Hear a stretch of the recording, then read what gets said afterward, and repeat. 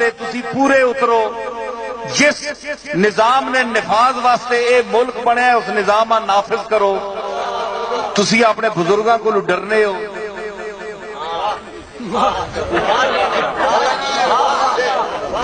تسی بزرگاں کو اساں آنے ہو, تسی اپنے بزرگاں کو کیوں ڈرنے ہو؟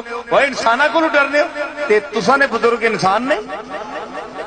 اسی تو پھر مسلماناں کو ڈرنے ہو, تسی تو کافراں کو ڈرنے ہو.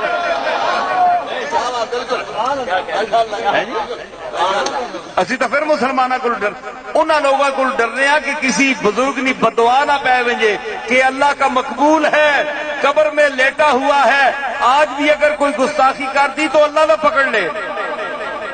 مسلمان ہے اس کی وجہ. آپ تو کافروں سے ڈر رہے ہیں جی. آج اب سن رہے ہیں کہ وہ جہاد کے سلسلے میں پہلے وہ باتیں ہو رہی تھی, اب یہ ہو رہا ہے کہ سنا ہے واللہ عالم, عباسی صاحب کو شاید پتہ ہوگا مجھ سے زیادہ بہتر, کہ عمرے کے لیے اب وہ عمر کی قید بھی 40 سال لگا دیا. کیوں کہ جو نوخیز بچہ جاتا ہے, اللہ کا گھر دیکھتا ہے, طواف بیت اللہ کرتا ہے, وہاں سے جذبہ جہاد لے کر واپس آتا ہے, گنبد خضرا کی زیارت کرتا ہے تو حب رسول سے سرشار ہو کر لوٹتا ہے. تو جو بڑے ہیں نا, ان فرعون علا فی الارض, قرآن نے فرمایا نا کہ فرعون نے زمین میں اپنی گردن بلند کی, گاٹا اونچا کیتا ہے, گاٹے شریعہ ٹھوکیا ہے, گاٹا اونچا کیتا, میں بڑی شے ہاں. ان فرعون علا فی الارض,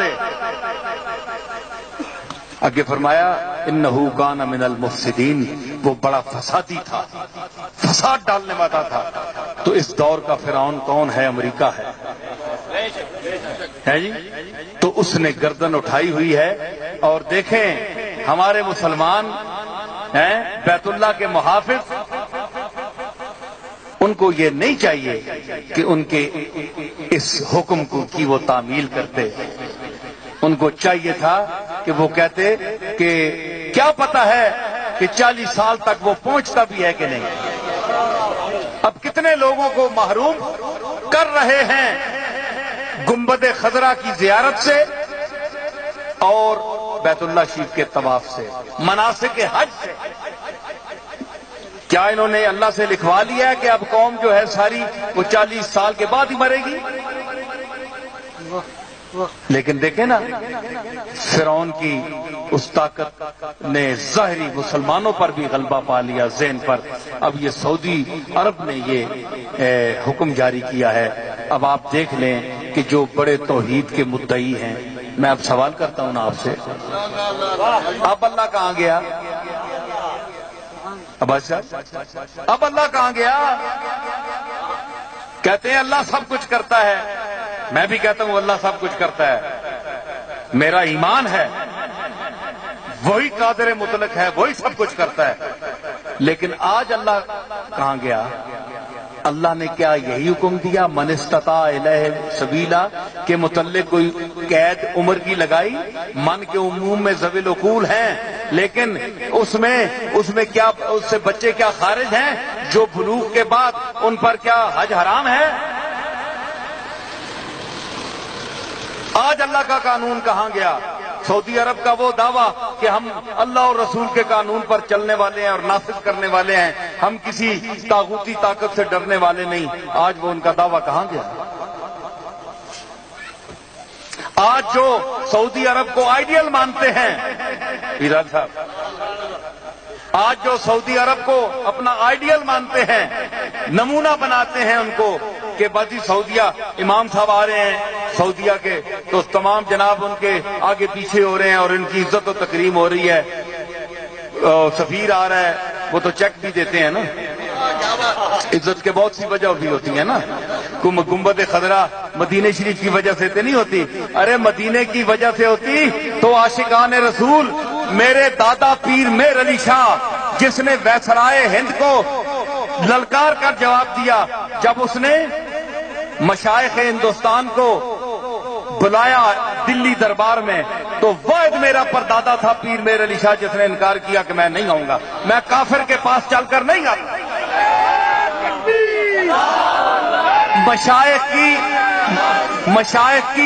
مشائخ کی اکثریت گئی، مشائخ کی اکثریت گئی، اس نے وارنٹ بھیجے گرفتاری کے لیے پیر میر علی شاہ صاحب کو، جن کو گرفتار کر کے لاؤ۔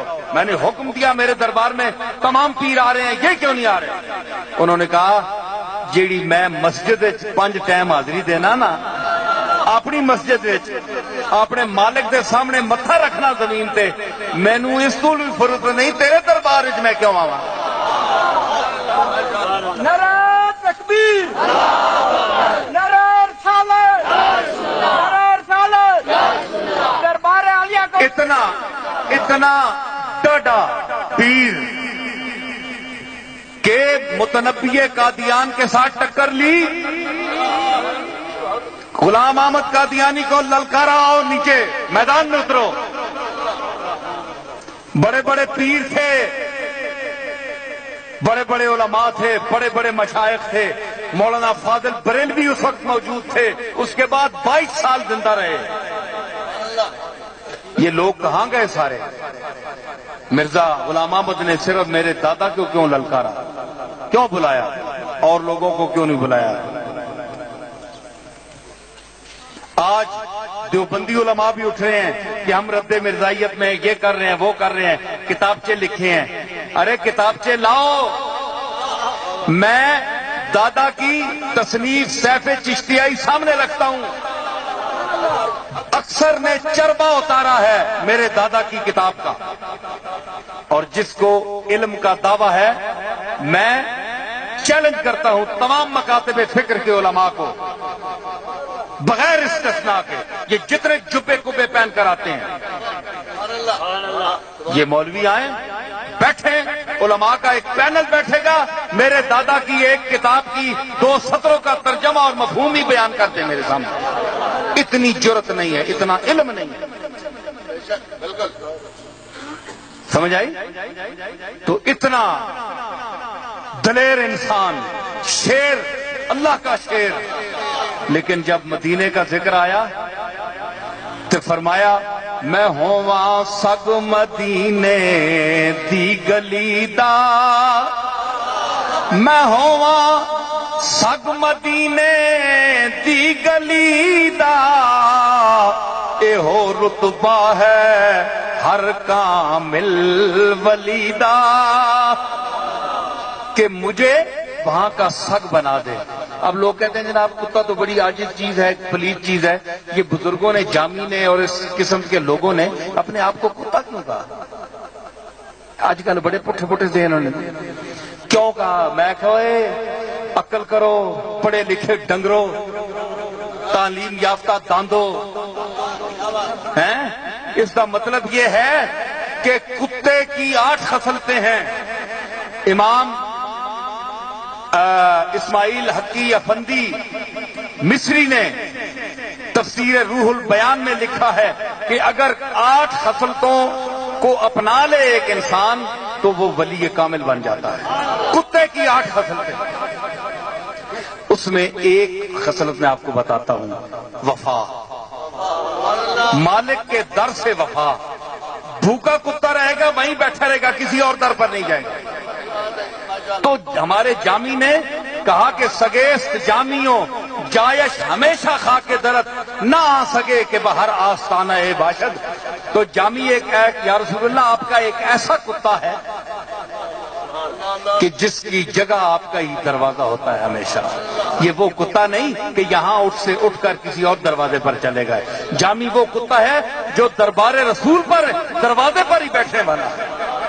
تو مولانا جامی، حافظ، قدسی، ہمارے مشاہیر سخن نے جو اپنے آپ کو کتا کہا ہے وہ اس وفا کی وجہ سے کہ کم از کم یا رسول اللہ ہم جو کتے کی وفا ہے ہم اس مسئلے میں آپ کے دروازے کے کتے ہیں، یعنی ہم وفا اپنی ثابت کر کے دیں گے آپ کو، اس لیے کتا کہتے ہیں۔ ورنہ اللہ تعالیٰ نے انسان کو تو اشرف المخلوقات بنایا ہے۔ تو مطلب یہ ہے کہ اتنا